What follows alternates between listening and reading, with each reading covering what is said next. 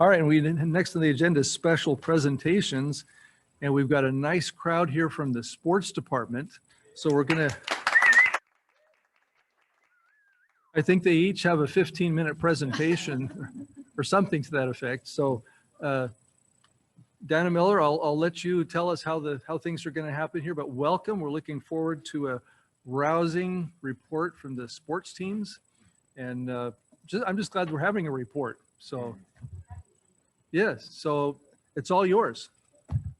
Feel free to, yeah. And if you could, just for the record, when you get to the podium, just announce your name and position so everybody else knows when they view this video. Thank you. Thank you.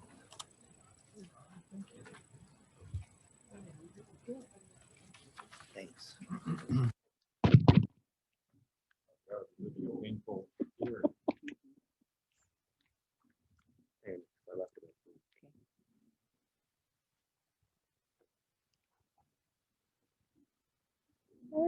Well, I'm Dana Miller. I am the sports supervisor, and we are here tonight to present Navigating Through the Pandemic. Good evening, Chair Nichols and members of the board. We're happy to be here tonight to share a snapshot of how we worked with the sports groups, contractors, and the public to provide everything we could through the pandemic. Besides myself speaking about fields, classes, and camps, our reservations coordinator, Andy Morales, and our sports coordinator, Paul McCarter, will also share some highlights. Our reservation clerk, Kathleen Mason, is here, along with our sports specialist, Rob Williams. They're here because they were a huge part of our unit's success. The pandemic came suddenly. It waylaid all regular programming. What was routine in February took on a new meaning by mid-March. Change began mid-March 2020. A stay-at-home order was announced. Field permits, picnic rentals, and sports were suspended. Sad face. Change began mid-March. Per the time frame provided to you, it's up here and it's also in front of you for easier following. The 15 days to slow the spread was announced, followed quickly by the shelter-in-place order. April through mid-June, field permits, picnic rentals, and sports remained suspended. June 12th, youth fitness and sports camps, permits, and picnic rentals are allowed. Organized youth and adult sports are still prohibited. July, new restrictions were issued, once again, suspending many field permits and putting restrictions on picnic rentals. August through December, we took a step forward and two steps backwards a few times. Color tiers were introduced, updated guidelines continued. Picnic and gathering restrictions changed monthly. Organized sports play still prohibited. January 2021, good news. Sports teams could take the field with modifications and acceptable gathering numbers grew. February, the sports risk profiles were updated. Youth and adult teams were back on the field and people in the parks. June 15th, the reopening of California's economy. We no longer had any restrictions. Backing up, within the first 4 months of the COVID-19 timeframe, many community sports organizations realized they wouldn't be able to run their leagues. They canceled their entire 2020 spring permits. The total revenue lost from the return permit hours was $82,248. With a lot of effort, we did fill the vacant hours, accommodating 25 new smaller groups. We also provided 9 fields, 2 to 5 p.m. Monday through Friday to CVUSD for sports teams to train and condition. By July, with our regular organizations not on the fields, enter rogue groups. Our posted signage, barricades on the fields, and county guidelines on our social media page, it didn't deter the unpermitted play. We needed a face on the fields, a field patrol.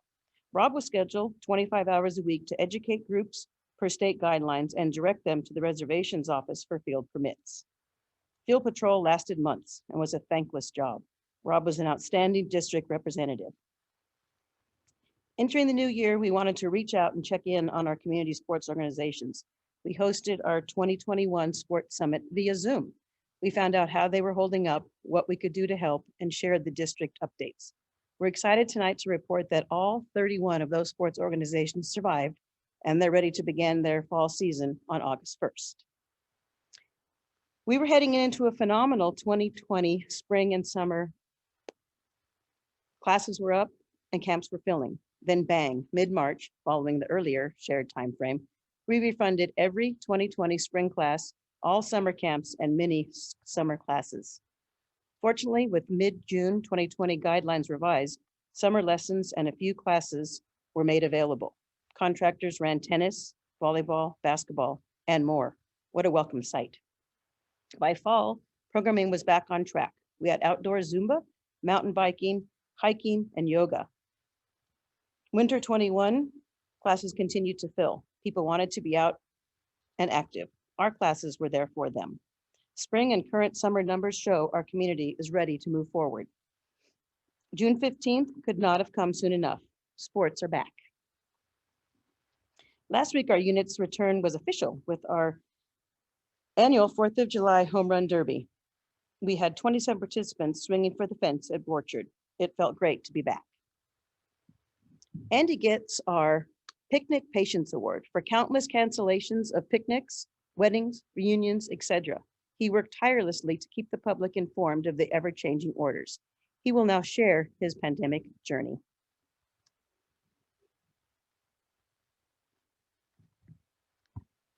Thank you, Dana. In March 2020, the reservations office was preparing for the increase in picnic area requests for spring-summer season. Large company picnics, Easter celebrations, graduations. This is a busy time of the year for reservations. As public health orders were released, patrons were beginning to cancel out of concern of the pandemic. Public gatherings were beginning to be limited or canceled altogether. Revenue that would have been generated by these permits amounted to $27,522. As we navigated through the months of public health orders, some sectors were able to reopen. Small gatherings of 3 households were also given permission with regulations. This led to permits being issued again. Events that were able to take place were wedding ceremonies, church services, and funerals. The blueprint for a safer economy, or more commonly known as tier system, gave us the ability to determine if larger gatherings were able to meet. Once we entered the orange tier, gatherings of up to 200 people were allowed. Permits were being requested in abundance. Graduations, team banquets, wedding ceremonies with receptions. As of June 15th, with the reopening of California's economy, there are no longer restrictions. Patrons are back out at our parks, picnicking in full swing. Each of us dealt with different groups during the pandemic. You have heard the impact on youth sports and picnic rentals. The last chapter of our navigation is adult sports. They were the last to return to play. Paul will now share his highlights.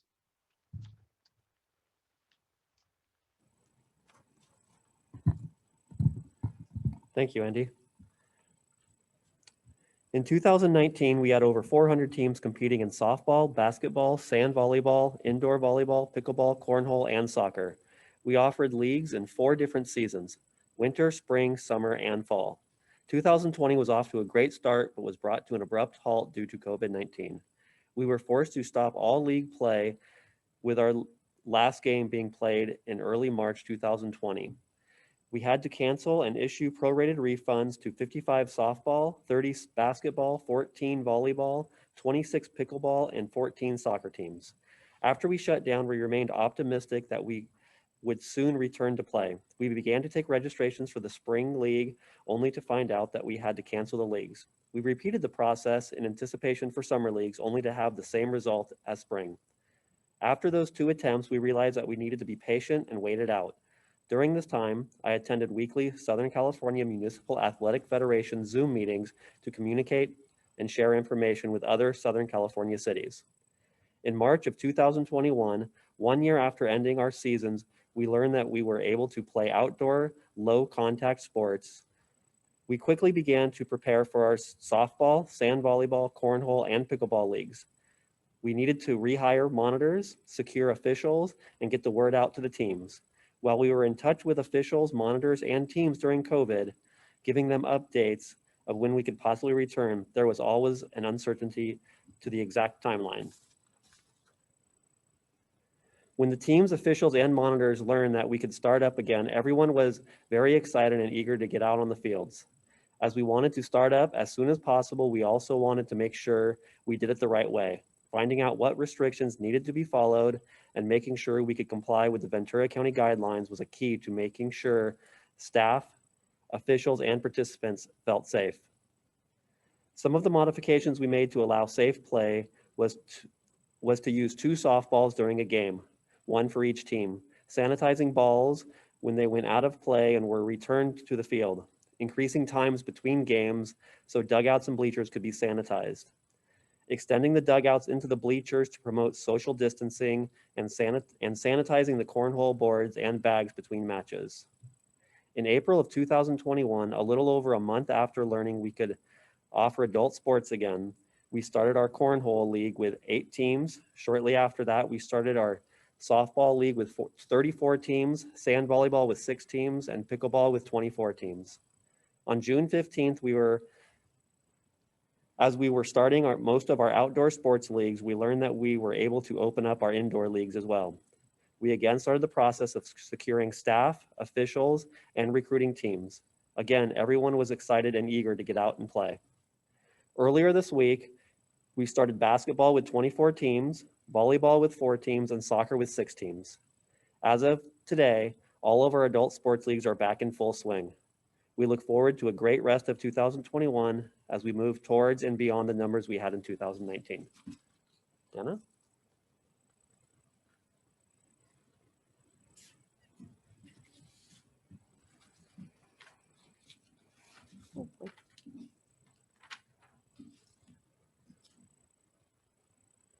That's our pandemic navigation journey. We hope it remains behind us. The financial impact can be seen here. Yes, we took a hit, but no doubt we have a great team and on our way back. This is a 3-year comparison showing in blue our 2018-19 revenue. We did well. Our pandemic revenue is shown in red, which includes refunds and revenue lost. Green, for go, represents this past year, 2021. We're heading in a positive direction. The best part of our journey is coming full circle, seeing kids, adults, park rentals, and events back on our fields. Thank you for your time this evening, and thank you for your continued support of our unit.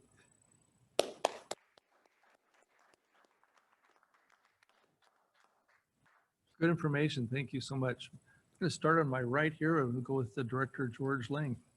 Thank you, Chair Nichols.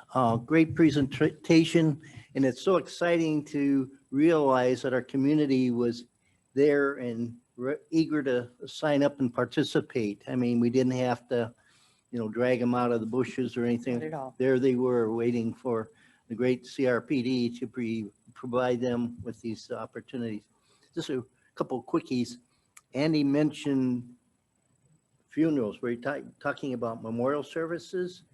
Yeah, so it was funeral services like, celebration of life, Okay.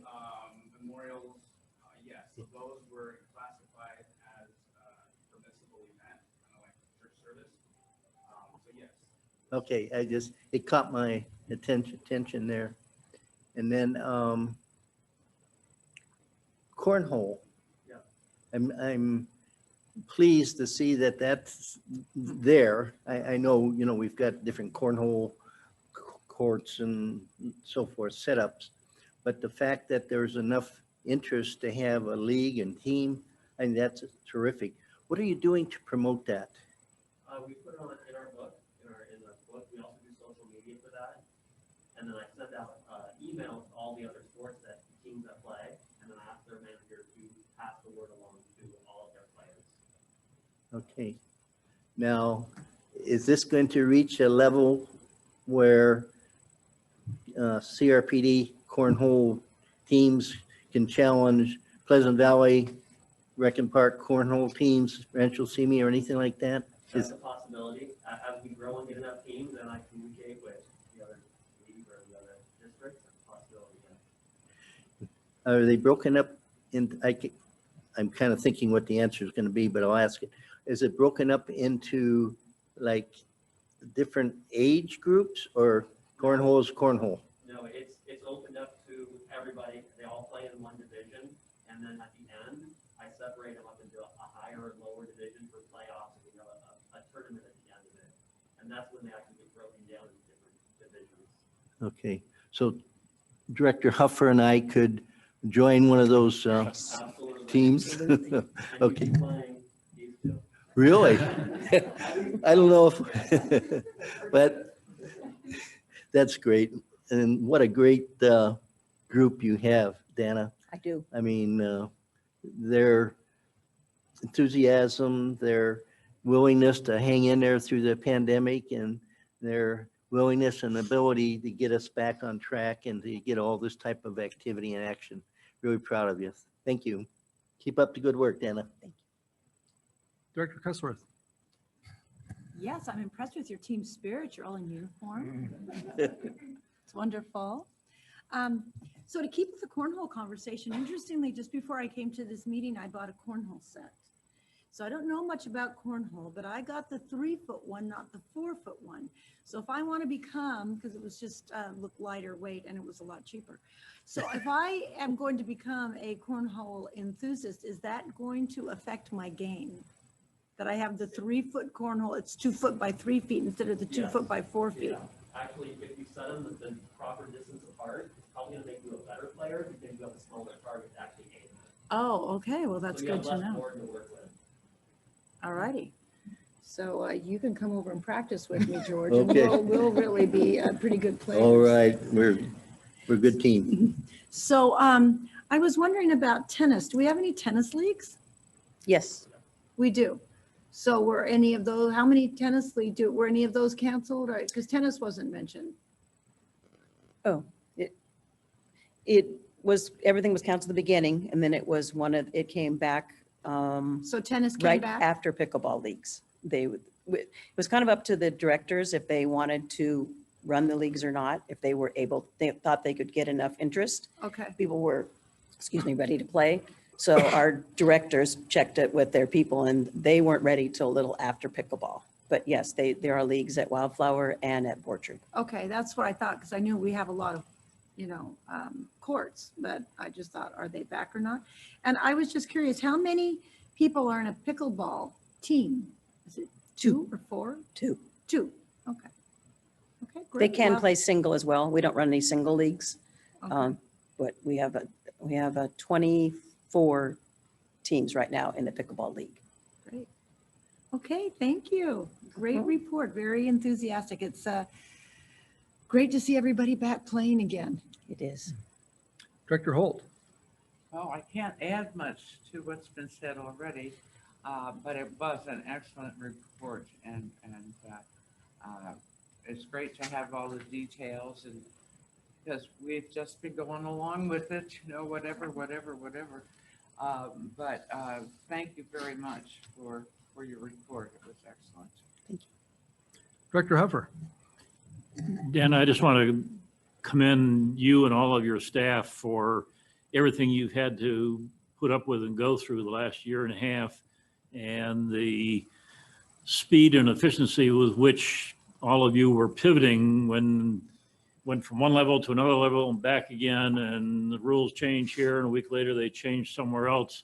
The way all of you folks were able to keep up with all those changes, and the speed with which you were able to get all these programs back up and running as soon as it was permissible is just really fantastic. So kudos to all of you for what you've done for the sports people in our community. I know what Director Lang was working on. He was hoping that it was based on age so that he would be the only one in his age group and he'd win automatically. But, I did have one question.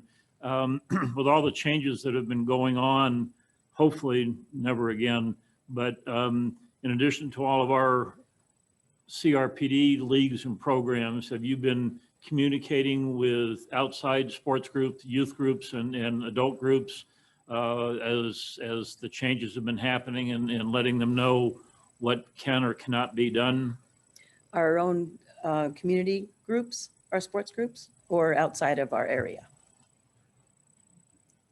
Inside our area. Oh, yes. Our local Conejo Valley sports group. Yes, I was in communication with them basically almost every turn of every order that came out. Towards the end, we were a little further apart, but in the beginning, I was constant contact emails with them. letting them know what's happening. And like I said, we just finished our fall allocation and it's going to be out, and that all the teams will be starting up on August 1st with their new league. So they all know that they can move forward without restrictions. It's up to each of the groups themselves if what mandates they will put on their own leagues, like wearing masks or not wearing masks and things like that. But per state and county orders, we have passed those along. Yes.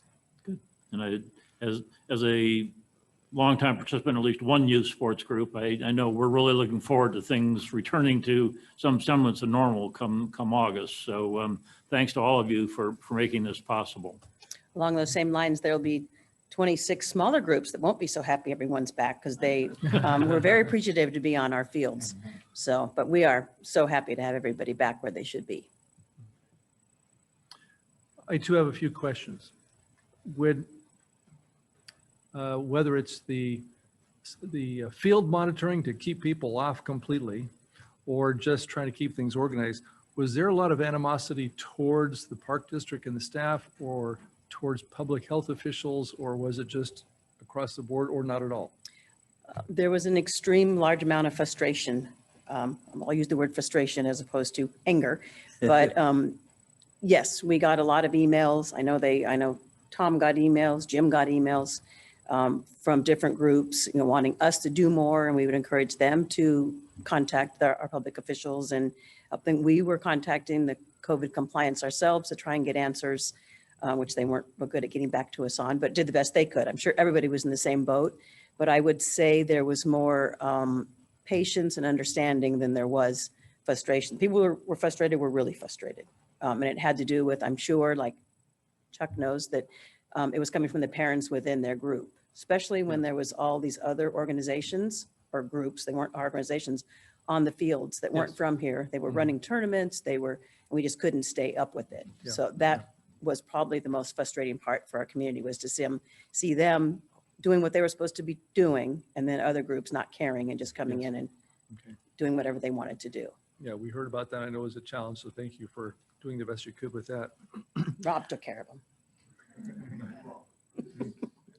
You said everything's kind of back on schedule now.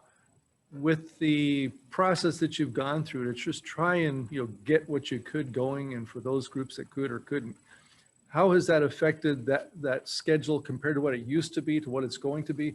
Is it like back to what it always was, or has there been some, what I'll just call permanent changes to how you move forward? No, we are planning to get back on schedule. Everything that we had been doing, we were back in December of 19 with the field allocation, how we do that. It's been a positive experience for all the groups, and we just finished doing that. The only difference will be is that there will be a lot more applications that will not be approved come the next month because our groups are back on the fields. Yeah. Okay. So they got spoiled, and they were told last year that this is open now, but Yes. I'm sure they're all going to come back thinking they can just get their weekends or their weeknights, and there won't be any, Sure. pretty much. Okay. Yeah. Back to the priority system and Yes. reservation system. And then there's kind of as a takeoff to your, I'll just call them your impromptu groups that are just showing up and doing what they want when they want. I suppose just as long as a field is not allocated or a picnic area is not allocated, people can show up and use those. It's just whether or not it's within that reservation time period. Is that correct? Presently they can, but what we were focusing on when Rob was going out was none of our fields, they weren't closed, but they were open, but there was no organized sports were allowed. Okay. And that's what we were, Rob wasn't physically chasing them off. He was just directing them and educating them on why they couldn't be there and what they needed to do to be there. Okay. So, but currently now, yes, if people can show up, and if someone has a reservation, they have to get off. But yes, our parks are open. Okay.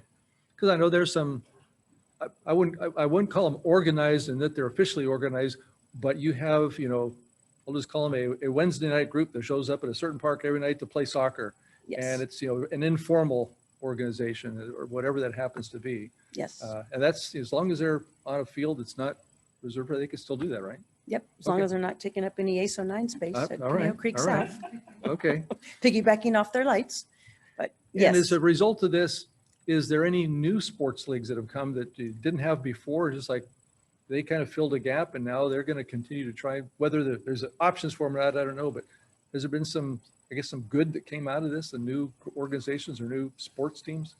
We've had, field hockey is trying to get a little more involved. We have cricket. They've Okay. been around and just been showing up on those fields like you're talking about, but they actually are now a nonprofit organization, and they're out at Pepper Tree on Saturdays right now, and they would like to become part of the fold and actually maybe run some classes and things like that. So field hockey was around a couple of years ago. They kind of faded off. And then as it was getting back into the Olympics or getting into the Olympics, they kind of came back. We'll be having a field hockey summer camp Mhm. this summer. So those two for sure. Lacrosse is getting bigger, and rugby is a part of our organizations, but they're small.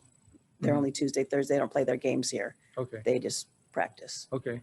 And then lastly, lessons learned as you look back and you say, gosh, if we ever had to do this over again, heaven forbid.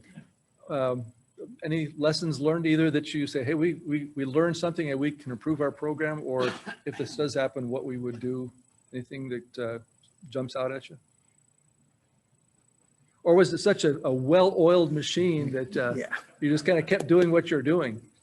I think what we learned probably was that I think in all of our minds, I don't know about everyone in this room, but kind of in my mind, when everything first started in March, I think our normal progression was, oh, it'll just be a few months. So it even was kind of put out there that we're going to, as you saw in the time frame, we're going to suspend things for a month. And then we even actually gave a date. And then the next month we would give a little more. So moving forward, I think we wouldn't give any time frames. We would just give a non-ending date. But as updates are given and orders are received, that we will be able to get you back on the field. So that might have added to some of the frustration that you asked about. Yeah. Chair Nichols? Well, sure. I think we all experienced that. We're at 2 week, to slow the curve, it turned into 18 months. Yeah. And we're still not through with it all yet. So yeah, I think we're all frustrated for many reasons. And, for those of you who have responsibilities to organize and schedule and to, help accommodate when those rules are constantly changing, it makes it frustrating for you too. Right. So thank you for tolerating all that and continuing to do so. Director Lang. Yeah, thank you, Director Nichols, Chair Nichols. Two questions came to mind, or comment. One, badminton, where does that stand? The Badminton League back? They are, yes, TO Badminton Club or organization. They now are a nonprofit. They are back, happy to be back at Sycamore Gym. They will be starting their league up. They might have just started, right? Last Friday was their first permit at Sycamore, and they will start running lessons for us in the fall. But right now they just have their own club play. Have any of you interfaced with Creighton Van Horn? No, just Ming. He's my Okay. contact. He's very involved with the badminton group, and he, as a teenager, he was ranked number 1 in the country for a number of years. So Wow. I know he's teaching classes too, or he plans to, something like that. Oh. And my last comment was, and it kind of came into the conversation.